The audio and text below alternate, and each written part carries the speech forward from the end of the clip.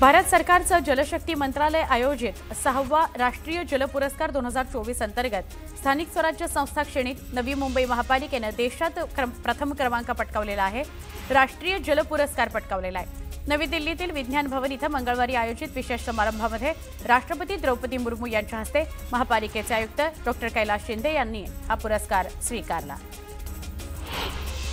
पिंपरी चिंचवड महापालिका हद्दीतील चालू आर्थिक वर्षातील मालमत्ता कर न भरलेल्या मालमत्ता धारकांच्या पहिल्या 6 महिन्याच्या रकमेवर प्रति महिना 2% विलंब शुल्क लागू झालं आहे।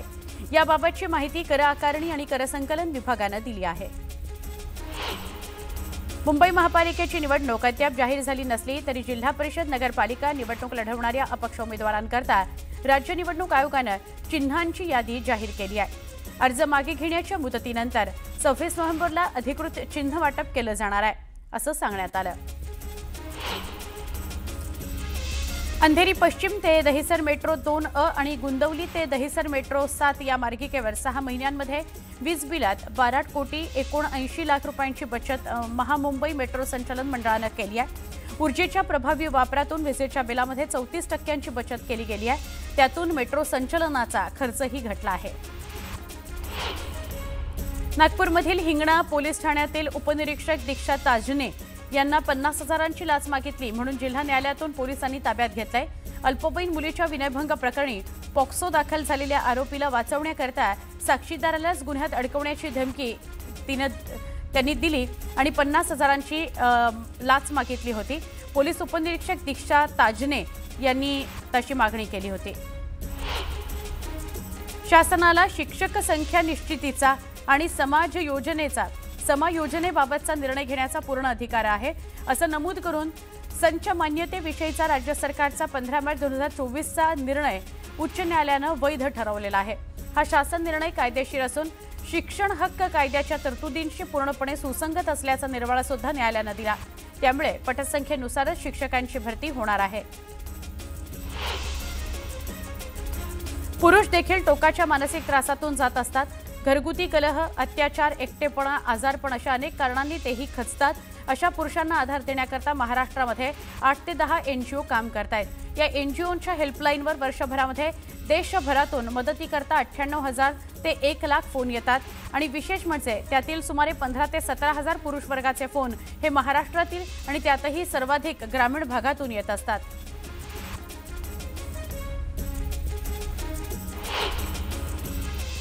अनगर नगरपंचायत खूप गाजली होती। या अनगर नगरपंचायतीच्या निवडणुकीसाठीचा उज्ज्वला थिटे यांचा अर्ज बाद झालेला आहे। उज्ज्वला थिटे यांना भीती होती, त्यांना फॉर्म भरायला जाऊ दिलं जात नाही, राजन पाटील त्यांना अडवतायत अशा प्रकारे त्यांनी आरोप केलेला होता। पण आता उज्ज्वला थिटे यांचा अर्ज बाद झालेला आहे। अपक्ष उमेदवार सरस्वती शिंदे यांनी राष्ट्रवादी काँग्रेसच्या उमेदवार उज्ज्वला थिटे यांच्या उमेदवारी अर्जावर आक्षेप घेतलेला होता। उमेदवारी अर्जावर सूचकाची सही नसल्याचे आक्षेप ग्राह्य धरत निवडणूक निर्णय अधिकाऱ्यांनी उज्ज्वला थिटे यांचा अर्ज अवैध ठरवलेला आहे। जिल्ह्याचे लक्ष लागलेल्या अनगर नगरपंचायत नगराध्यक्ष पदाकरता राष्ट्रवादी काँग्रेस अजित पवार गटाच्या उमेदवार उज्ज्वला थिटे यांनी अर्ज भरला होता। उमेदवारी अर्जच त्यांचा बाद झालेला आहे। माझ्या वकिलाकडून 3-4 वेळेला ते व्यवस्थित चेकिंग केलं होतं। प्रत्येक ह्याच्यावर माझ्या मुलाची सही होती आणि काल सूचक म्हणून माझा मुलगा माझ्या सोबत होता, तर ती सूचकाची सही राहिलीच कशी? असं कसं शक्यच नाही ना ते। ह्यासाठी मला कोर्टामध्ये माझा अर्ज कसा बाद झाला, का केला गेला हे विचारण्यासाठी मी कोर्टामध्ये दाद मागू शकते। मी न्यायालयीन प्रक्रियामध्ये मी विश्वास न्यायालयावर ठेवते। आता मी न्यायालयीन प्रक्रियामध्ये उतरते आणि कसा अर्ज माझा बाद केला गेलाय ते मी चौकशी लावेन। सोलापूरमध्ये नगरपंचायत आणि नगरपरिषदेच्या निवडणुकीचा आखाडा चांगलाच तापलेला आहे। अनगर नगरपंचायत निवडणुकीत नगराध्यक्षपदासाठी अजित पवारांच्या राष्ट्रवादी काँग्रेसच्या उज्ज्वला थिटे यांचा अर्ज बाद झाला आणि भाजपचे नेते राजन पाटील यांच्या समर्थकांनी एकच जल्लोष केला। अनगर नगरपंचायत बिनविरोध झाल्याचा दावा करत भाजपच्या राजन पाटील आणि त्यांचा मुलगा अजिंक्य राणा आणि बाळराजे पाटील यांनी तुफान जल्लोष केला। आता अपक्ष उमेदवार सरस्वती शिंदे यांनी निवडणुकीतून माघार घेतल्यास भाजप उमेदवार आणि राजन पाटील यांची सून प्राजक्ता पाटील बिनविरोध निवडून येण्याची शक्यता आहे।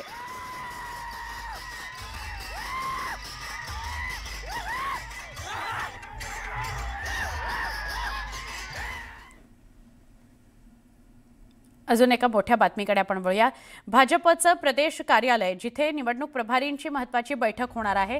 नगरपंचायत आणि नगर परिषद निवडणुकांकरता भाजप कार्यालयामध्ये खलबतं होणार आहेत। उमेदवारी अर्जांची पडताळणी पूर्ण झाल्यानंतर अर्ज मागे घेण्याची प्रक्रिया आजपासून सुरू होणार आहे। अशात कोण उमेदवारी अर्ज मागे घेणार आणि कोण स्वतंत्रपणे निवडणूक लढवणार या संदर्भात बैठकीत खलबतं होतील। भाजपनं नेमलेल्या निवडणूक प्रभारींचा यात महत्त्वाचा रोल असेल। बंडखोरी आणि महायुती संदर्भात प्रश्नांबाबत सामोपचाराने तोडगा काढण्याची शक्यता या बैठकीमध्ये आहे। दरम्यान आजच्या निवडणूक प्रभारींच्या बैठकीनंतर अर्ज मागे घेण्यासंदर्भातलं चित्र सुद्धा स्पष्ट होऊ शकेल। आता बातमी छत्तीस जिल्ह्यांची। पालिका निवडणुकीच्या पार्श्वभूमीवर मुंबई काँग्रेस अध्यक्ष खासदार वर्षा गायकवाड यांनी 20 प्रवक्त्यांची तसंच जात वैधता आणि छाननी समितीची नियुक्ती केली आहे। मुख्य प्रवक्ते सचिन सावंत तसंच सुरेशचंद्र राजहंस यांची मीडिया समन्वयकपदी तर जात वैधता आणि छाननी समितीच्या अध्यक्षपदी अशोक सूत्राळे, समन्वयकपदी राजेश टेकेंची नियुक्ती केली आहे। लोणावळ्यामध्ये निवडणुकीचं राजकारण तापलं असून राष्ट्रवादी काँग्रेसचे आमदार सुनील शेळके विरुद्ध भाजपच्या माजी नगराध्यक्षा सुरेखा जाधव या दोघांमध्ये शाब्दिक युद्ध सुरू झालंय। लोणावळ्यातील स्थानिक स्वराज्य संस्थांच्या निवडणुकीमध्ये राजकीय कलगीतुरा शिगेला पोहोचला आहे।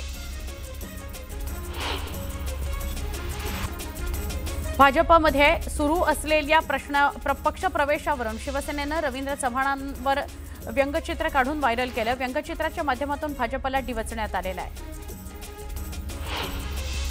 लोणावळा नगर परिषदेसाठी भाजपकडून 23 उमेदवारी अर्ज दाखल करण्यात आलेले आहेत। आता हे सर्व उमेदवार प्रचाराला लागले असून मुख्य बाजारपेठेत भाजपकडून भव्य रॅली काढण्यात आली। अनगर नगरपंचायतीच्या निवडणुकीमध्ये राष्ट्रवादी काँग्रेसच्या उज्ज्वला थिटे यांचा अर्ज बाद झालाय। अपक्ष उमेदवार सरस्वती शिंदे यांनी राष्ट्रवादी काँग्रेसच्या उमेदवार उज्ज्वला थिटे यांच्या उमेदवारी अर्जावर आक्षेप घेतला होता। उमेदवारी अर्जावर सूचकाची सही नसल्याचे आक्षेप ग्राह्य धरत निवडणूक निर्णय अधिकाऱ्यांनी थिटे यांचा अर्ज अवैध ठरवला। उज्ज्वला थिटे यांचा अर्ज बाद होताच माजी आमदार राजन पाटील यांच्या समर्थकांकडून अनगर नगरपंचायत कार्यालयासमोर जल्लोष करण्यात आला। अपक्ष उमेदवार सरस्वती शिंदे यांचा अर्ज वैध ठरल्यानं भाजपच्या प्राजक्ता पाटील विरुद्ध सरस्वती शिंदे अशी लढत रंगणार आहे। साताऱ्यामध्ये राष्ट्रवादी काँग्रेसला मोठा धक्का बसलाय। मलकापूर नगर परिषदेमध्ये भाजपचा कमळ फुललाय। अर्ज छाननीमध्ये विरोधी उमेदवारांचे अर्ज बाद झाल्यानं भाजपच्या 5 उमेदवारांची बिनविरोध निवड झालेली आहे। यानंतर भाजप कार्यकर्त्यांनी गुलाल उधळून जल्लोष केला। तळेगाव दाभाडे नगर परिषदेमध्ये भाजपचे 3 तर राष्ट्रवादी काँग्रेसचा 1 नगरसेवक बिनविरोध निवडून आला आहे। विरोधी उमेदवारांचे अर्ज बाद झाल्यानं 4 उमेदवारांची बिनविरोध निवड झाली आहे। भुसावळमध्ये प्रभाग क्रमांक 7 मधील भाजप उमेदवार प्रीती पाटील यांची नगरसेवकपदी बिनविरोध निवड झालेली आहे। तर सावदा, भुसावळ आणि जामनेर इथंही भाजपच्या 3 नगरसेवकांची बिनविरोध निवड झाली आहे। रायगडमध्ये सुनील तटकरेंना भरत गोगावलेंनी पुन्हा धक्का दिलाय। म्हसळा नगरपंचायतीतील माजी नगराध्यक्षा फरीन अब्दुल अजीज बशारत यांच्यासह 9 नगरसेवकांनी शिवसेनेमध्ये प्रवेश केलेला आहे। तटकरेंच्या प्रत्येक उत्तराला तोडीस-तोड नाही, पण त्याहून पुढे जाऊन उत्तर दिलं जाणार असा इशारा यावेळी गोगावलेंनी दिला। महाड नगरपालिकेमध्ये तिरंगी लढत रंगणार आहे।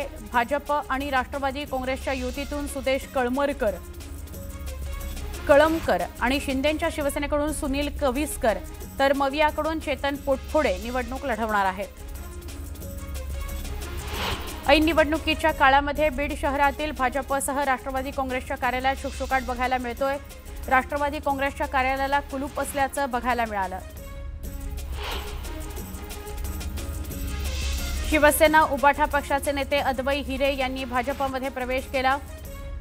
भाजप प्रदेशाध्यक्ष रवींद्र चव्हाण आणि मंत्री गिरीश महाजन यांच्या उपस्थितीमध्ये हा पक्षप्रवेश झाला।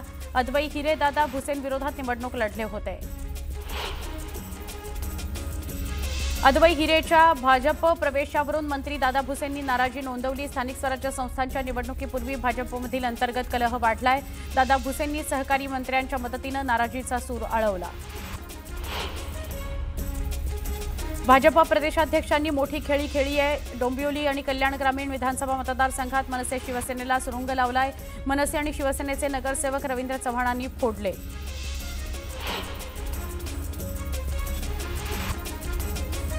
शिवसेनेच्या अनेक मंत्र्यांनी मंत्रिमंडळ बैठकीवर बहिष्कार टाकला। डोंबिवलीतील भाजपा प्रवेशावर नाराजी व्यक्त करत शिवसेनेकडून मंत्रिमंडळ बैठकीवर बहिष्कार टाकण्यात आला। उल्हासनगरमध्ये तुम्ही सुरुवात केली, शिवसेनेनं पक्षप्रवेश द्यायचे आणि भाजपनं नाही, हे चालणार नाही, अशा शब्दात एकनाथ शिंदेंसमोरच मुख्यमंत्री फडणवीसांनी शिंदेंच्या मंत्र्यांना सुनावलं। मंत्रिमंडळ बैठकीवर बहिष्कार टाकला नाही, एकनाथ शिंदे बैठकीमध्ये उपस्थित होते असं स्पष्टीकरण मंत्री उदय सामंत यांनी दिलं। दरम्यान शिवसेनेच्या मंत्र्यांनी मुख्यमंत्री देवेंद्र फडणवीसांची भेट घेतली, यावरही सामंतांनी प्रतिक्रिया दिली। मुख्यमंत्री फडणवीस राज्याचे प्रमुख असून त्यांना भेटण्यात गैर काय असा सवाल सामंतांनी विचारला। महायुतीतील नाराजी नाट्यावरून आदित्य ठाकरेंनी शिंदेंच्या शिवसेनेला डिवचलं। याला म्हणतात चोर मचाय शोर। आज कोणीतरी परत गावी जाणार आहे असं म्हणत आदित्य ठाकरेंनी एकनाथ शिंदेंना टोला लगावला। नोंदणीकृत पक्षांच्या पर्यायी उमेदवारांनी आपले उमेदवारी अर्ज भरले होते, मात्र निवडणूक आयोगानं आदेश रद्द करत नवा आदेश काढला। त्यामुळे नोंदणीकृत पक्षाच्या पर्यायी अर्ज भरलेल्या अनेक उमेदवारांचे अर्ज छाननीमध्ये बाद होणार आहेत। त्यामुळे निवडणूक लढण्यासाठी इच्छुक असणाऱ्या कार्यकर्त्यांनी नाराजी नोंदवली, निवडणूक आयोगाच्या कार्यपद्धतीवर शंका उपस्थित केली। नीती आयोगानं मुंबई महानगर प्रदेशाची गृहनिर्माण क्षेत्रातील ग्रोथ हब म्हणून निवड केलेली आहे। या भागात 2030 पर्यंत सुमारे 30 लाख परवडणारी घरं उभारण्याचं उद्दिष्ट आहे। यापैकी 8 लाख घरं प्रत्यक्ष आणि अप्रत्यक्षरित्या उभारणीची जबाबदारी म्हाडानं घेतली आहे। छत्रपती संभाजीनगर शहरातील सिडको पोलीस ठाण्याच्या विशेष पथकानं हरवलेले आणि चोरीला गेलेले 16,25,000 रुपये किमतीचे एकूण 101 मोबाईल फोन मूळ मालकांना परत केले। तांत्रिक तपासाच्या आधारे पोलिसांनी हे मोबाईल हस्तगत केले होते। धुळ्यातील दोंडाईचा नगर परिषदेच्या नगराध्यक्षपदी राज्याचे राजशिष्टाचार मंत्री जयकुमार रावल यांच्या मातोश्री नयनकुवर रावल यांची बिनविरोध निवड झाली आहे। शरद पवारांच्या राष्ट्रवादी काँग्रेस पक्षाच्या उमेदवार शरयू एकनाथ भावसार यांच्या उमेदवारी अर्ज छाननी प्रक्रियेमध्ये बाद झाल्यानं नयनकुवर रावल या राज्यातल्या पहिल्या बिनविरोध नगराध्यक्ष ठरल्या आहेत। शहापूर तालुक्यातील आवरे गावामध्ये आढळलेल्या 10 फूट लांब अजगराला सर्पमित्रानं जीवनदान दिलं, सुरक्षित ठिकाणी सोडलं। यावेळी अजगर पाहण्याकरता आवारे गावातले ग्रामस्थ मोठी गर्दी करताना दिसले। छत्रपती संभाजीनगरमधील वैजापूर इथल्या शेतशिवारात सापडलेल्या बिबट्यांच्या 2 पिलांना वनविभागानं नागपूरला रवाना केलं। मादी बिबट्यानं 22 दिवसांच्या पिलांचा स्वीकार न केल्यामुळे वनविभागानं हा निर्णय घेतला।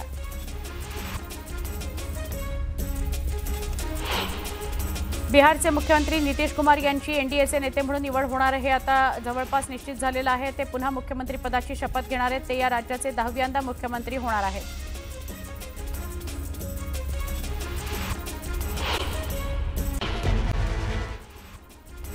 मुंबईमध्ये मंगळवारी किमान तापमान 17.4°C नोंदवण्यात आलं। या हंगामातील किमान तापमानाचा हा आतापर्यंतचा नीचांक आहे। गेल्या काही दिवसांपासून किमान तापमान सलग 18° नोंदवण्यात येत असल्यानं मुंबईकरांना गारव्यानं दिलासा दिला। ही थंडी आणखी काही दिवस कायम राहणार आहे। दीर्घ प्रतीक्षेनंतर नवी मुंबई आंतरराष्ट्रीय विमानतळ उड्डाणाकरता सज्ज झालेलं आहे। 25 डिसेंबर अर्थात नाताळच्या मुहूर्तावर इंडिगोचे पहिले प्रवासी विमान उड्डाण घेणार आहे। सुरुवातीला सकाळी 8 ते संध्याकाळी रात्री 8 या 12 तासांच्या वेळेत विमानतळाचं संचालन केलं जाणार आहे। त्याद्वारे दररोज 23 विमानं उड्डाण घेतील। उपनगरीय स्टेशनवर आता पिझ्झा, बर्गर, फ्रेंच फ्राईज हे खाद्यपदार्थ मिळणार आहेत। याकरता रेल्वे बुलढाणा रेल्वे स्टेशनवर प्रीमियम ब्रँड कॅटरिंग आउटलेट्स ही स्टॉल्सची एक नवीन श्रेणी मंजूर तरी केलेली आहे, ज्यामुळे आता प्रचलित खाद्यपदार्थांच्या कंपन्यांना त्यांचे कॅफे सुरू करण्याचा मार्ग मोकळा झालेला आहे। राज्य सरकार आणि केंद्र सरकारच्या विविध संस्थांनी मुंबई महापालिकेचे 3,283 कोटींचा मालमत्ता कर थकवल्याचं उघड झालंय। म्हाडा, MMRDA, केंद्र सरकार, BPT, रेल्वे राज्य सरकार, पोलीस संचालनालय आदी प्राधिकरणांच्या 5,000हून अधिक मालमत्तांच्या कराचा यात समावेश आहे।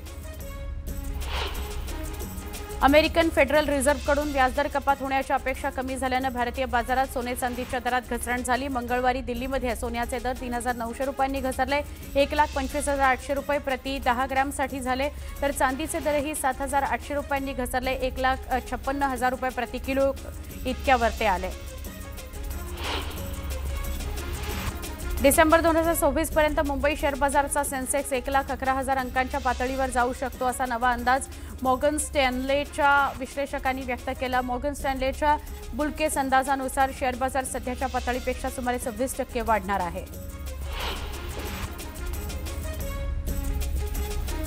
वन्य प्राण्यांच्या हल्ल्यांनी होणारे पीक नुकसान आता प्रधानमंत्री पीक विमा योजनेअंतर्गत कव्हर केले जाणार आहे। हे नुकसान 2026च्या खरीप हंगामापासून मिळेल, त्यामुळे शेतकऱ्यांना मोठा दिलासा मिळेल। मुसळधार पाऊस आणि पुरामुळे भात पीक पाण्याखाली गेल्यास झालेलं नुकसानही विमा योजनेअंतर्गत कव्हर केलं जाईल। बिबट्यांच्या वाढत्या मानवावरील हल्ल्यांची समस्या राज्य आपत्ती म्हणून घोषित करण्याचा प्रस्ताव पुढील मंत्रिमंडळ बैठकीत मांडावा असे निर्देश मुख्यमंत्री देवेंद्र फडणवीस यांनी दिले। तसंच बिबट्यांना वन्यजीव संरक्षण अधिनियमाच्या शेड्यूल 1 मधून वगळून शेड्यूल 2 मध्ये समाविष्ट करण्याचा प्रस्तावही सादर करा असं ते म्हणाले। सांगलीतल्या कृष्णा नदीवरील ऐतिहासिक आयर्विन पुलाचा 97वा वाढदिवस साजरा करण्यात आला। पुलावरून रांगोळी काढून दिवे लावून केक कापत वाढदिवसाचं सेलिब्रेशन करण्यात आलं। अभिनेते प्रवीण तरडे यांनी मिरजमधील महात्मा गांधी पोलीस ठाण्याला भेट दिली। नशेखोरी विरोधात केलेल्या कारवाईबद्दल पोलिसांचं कौतुक करण्यात आलं। यावेळी प्रवीण तरडेंनी तरुणाईला व्यसनापासून दूर राहा असा संदेश दिला। नागपुरात डिजिटल अरेस्टच्या नावाखाली टपाल विभागातून सेवानिवृत्त झालेल्या व्यक्तीला गंडवणाऱ्या आरोपीला सायबर पोलिसांनी अटक केली। मे महिन्यामध्ये डिजिटल अरेस्टची धमकी देऊन व्हॉट्सअॅपच्या माध्यमातून 1.5 कोटी रुपये त्यानं उकळले होते त्या आरोपीनं। भिवंडी नगरपालिकेच्या जुन्या मुख्यालयाच्या 6 मजली इमारतीचं काम गेल्या वर्षभरापासून रखडलंय। असं असतानाही इमारतीचं रंगकाम सुरू आहे, त्यामुळे कामगारांना जीव मुठीत घालून रंगकाम करावं लागतंय। या बाबीकडे महापालिका प्रशासन मात्र दुर्लक्ष करतंय। छत्रपती संभाजीनगर जिल्ह्यात यंदा मुबलक पाऊस आणि त्यामुळे नदी नाले धरणं पूर्ण क्षमतेनं भरली आहेत, त्यामुळे यंदा रब्बी हंगामाचं क्षेत्र 1.5 पट वाढण्याचा अंदाज आहे। रब्बी हंगामाच्या आतापर्यंत 25% पेरण्या पूर्ण झालेल्या आहेत।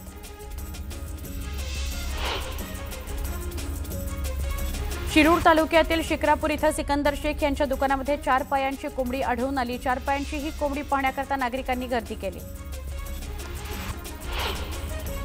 चंद्रपूर जिल्ह्याच्या डोंगर गावातील एका घरात अस्वल शिरल्यानं एकच खळबळ उडाली। अस्वलाची चाहूल लागताच घरातील सगळे सदस्य तात्काळ घराबाहेर निघाले। या घटनेची माहिती मिळताच वन विभागाच्या कर्मचाऱ्यांनी घटनास्थळी जाऊन अस्वलाला जेरबंद केलं।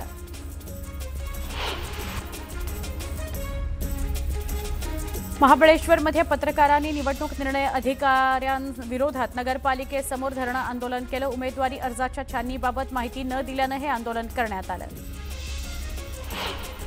वसई, नायगाव, भाईंदर आणि रेल्वे स्थानकांजवळ हृदय पिवटून टाकणारी घटना घडलेली आहे। आपल्या 16 वर्षाच्या भाचीला मामाने चालत्या ट्रेनमधून ढकलून दिलं। या मुलीचा मृत्यू झालाय। पोलिसांनी आरोपीला अटक केली आहे। वालीव पोलीस ठाण्याच्या हद्दीत रिलायबल ग्लोरी टॉवरमध्ये तिघांनी भरदिवसा दरोडा घातला। महिलेवर चाकूने हल्ला केला, लहान मुलाला बांधून ठेवलं, चोरट्यांनी चोरी केली। चोरीची घटना घडल्यानंतर चोरटे पसार झाले। नांदेडमध्ये स्पर्धा परीक्षेची तयारी करणाऱ्या एका तरुणीनं गळफास लावून घेत आत्महत्या केली आहे। सिडको ग्रामीण पोलीस ठाण्याच्या हद्दीतील पांगरी इथं ही घटना घडली। मित्राच्या घरी तरुणीनं आत्महत्या केली असून तरुणीची हत्या करून आत्महत्येचा बनाव केल्याचा आरोप नातेवाईकांनी केलाय।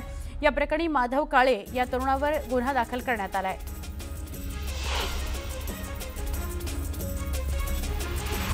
नांदेड जिल्ह्यातील येळी या गावात ऊसाला अचानक आग लागली। आगीत ऊस जळून खाक झाला। या आगीचं कारण अद्याप अस्पष्ट आहे। शेतकऱ्याचं मोठं आर्थिक नुकसान झालंय। एक महत्त्वाची बातमी बघतो आपण।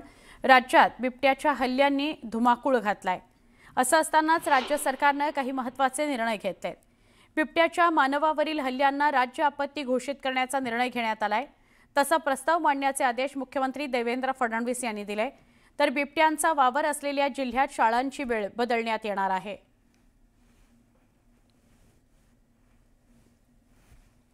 काल मुख्यमंत्री देवेंद्र फडणवीस, उपमुख्यमंत्री एकनाथ शिंदे, वनमंत्री गणेश नाईक यांच्या उपस्थितीमध्ये मंत्रालयात एक महत्त्वाची बैठक बोलावण्यात आलेली होती। विषय हाच होता की पुण्याच्या आजूबाजूच्या अनेक भागांमध्ये बिबट्यांचा रहिवासी जागांवर हल्ला वाढलेला आहे।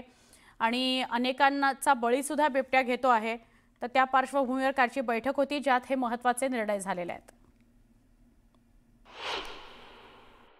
फॉरेस्ट डिपार्टमेंटला विचारून जे नरभक्षक आहेत ते बिबट्यांना गोळी घालण्याची परवानगी घ्यायची।